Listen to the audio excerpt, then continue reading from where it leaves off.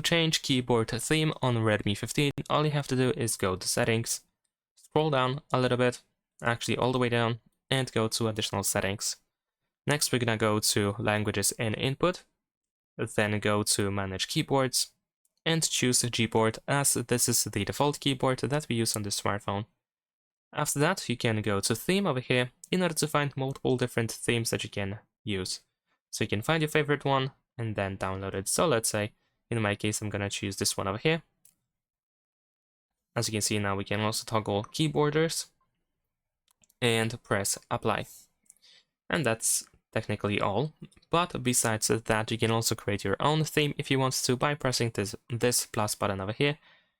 And if you want to do so, you can choose a picture from your gallery that should be used for the background. So let's say I'm going to choose this one over here. We can adjust the picture by zooming in and out, and also we can change the position. Go next once you are done, adjust the brightness, and then proceed by pressing done. We can also toggle key borders, and that's it. Thanks for watching, leave a like and subscribe.